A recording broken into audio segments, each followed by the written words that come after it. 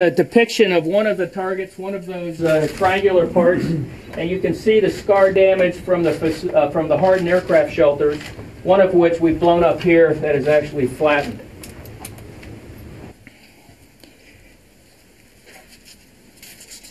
Next slide. In addition to the B-2 strikes, coalition tactical fighters also began hitting the ground forces of Colonel Gaddafi on the outskirts of Benghazi. Next slide, please. Shown here is a representation of coalition strikes against Gaddafi's ground maneuver forces about 10 miles south of Benghazi. 15 U.S. Air Force and Marine Corps aircraft participated in these attacks, as well as aircraft from France and Great Britain.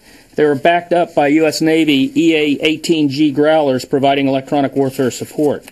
Full battle reports from these strikes are still coming in, but we judge these also to have been quite successful at the halting regime's ground movement in this region. The highlighted box are some still shots from the Harrier's weapon systems video.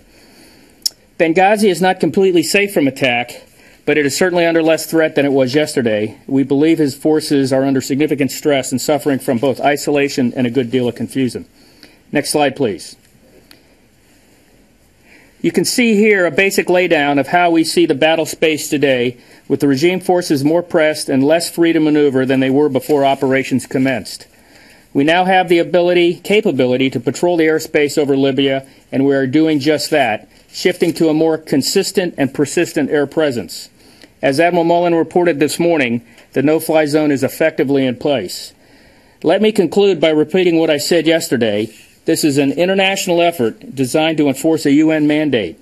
And since I spoke to you last, the coalition has been joined by forces from Spain, Belgium, Denmark, and Qatar.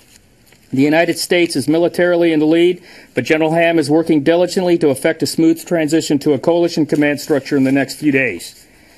We do not know when we will be ready to do that, and we do not yet know what that structure will look like, but we're working very hard to define it. And we remain committed to creating and then sustaining the conditions under which our allies and partners can take the lead in implementing the no-fly zone. And with that, I'd be happy to take your questions.